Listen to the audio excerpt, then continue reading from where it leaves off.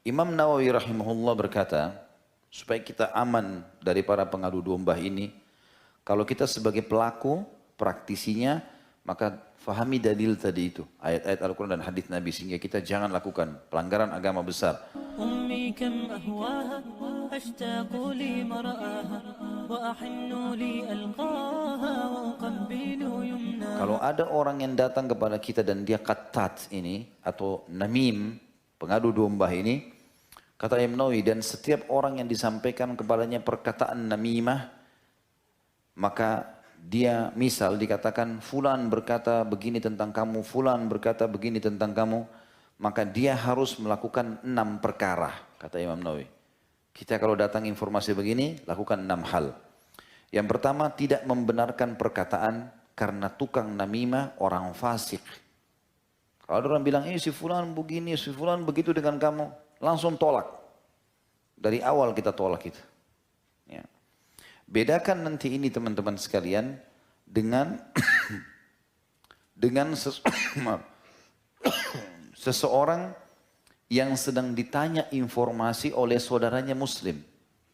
Misal gini, saya pernah kasih contoh itu, kalau ada orang bilang, datang kepada saya tanya, Khalid,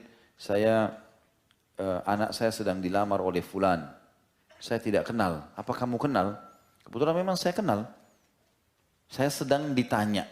Bukan saya yang datang memberikan informasi, enggak, saya yang ditanya. Maka di sini tugas saya menasehati saudara saya muslim. Setahu saya dia tidak sholat, misal. Setahu saya dia pendusta. Setahu saya begini, setahu kita saja.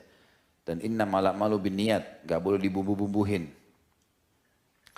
Tapi kalau Imam Nawawi maksudkan adalah kalau ada orang tidak ada angin, enggak kita nanya, tiba-tiba datang. Sengaja datang ke kantor, sengaja ber rumah. Ngapain nih dari depan pintu? Ada informasi. Ada berita penting kamu harus tahu. Tutup dari awal, enggak perlu. Yang kedua, mencegahnya. Kalau saudara lanjut dia ngomong, cegah dia dari perbuatan tersebut dengan cara menasehati dan menghardik perbuatannya itu. Haram, ini dalilnya, enggak boleh. Tidak akan masuk surga pengadu domba. Hadis Bukhari kata Nabi SAW. Yang ketiga, membencinya karena Allah, benci perbuatannya. Karena ia adalah orang yang wajib dibenci karena Allah. Karena dia telah melakukan perbuatan salah. Yang keempat, tidak berprasangka buruk kepada saudaranya yang dikomentari negatif oleh pelaku namimah. Jangan langsung menerima itu, kemudian langsung kita vonis orang itu salah. Belum tentu, harus ditolak. Yang kelima, tidak boleh memata-matai atau mencari-cari aib saudaranya dikarenakan namimah yang didengarkan. Tidak boleh malah dia akhirnya jadi curiga, akhirnya jadi datang ke rumah orang, kemudian dia mencari tahu informasi. Itu nggak boleh.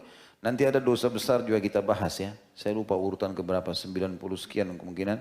Itu hukum dosa besar termasuk mengintip rumah orang. Nanti ada bahasan sendiri itu. Yang keenam, tidak membiarkan dirinya ikut melakukan namimah tersebut, sedangkan dirinya sendiri melarangnya.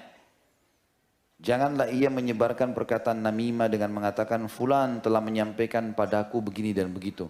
Aku nggak tahu ya, tapi dia cerita. Nah.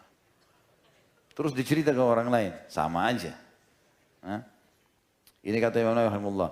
Dengan begitu ia juga termasuk tukang namimah, karena ia telah melakukan hal yang sama. Jadi ini harus hati-hati. Imam Nawawi menyampaikan tentang poin ini, penting untuk digarisbawahi.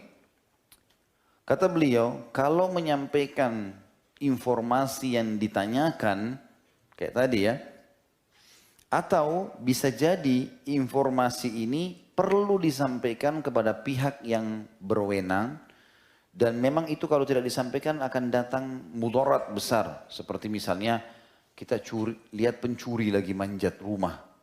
Tahu ini pencuri. Dari penampilannya, tutup mukanya segala macam. Malam-malam ya. Lalu kita telepon tetangga. Kayaknya ada orang yang mencurigakan di depan. Itu bukan adu domba.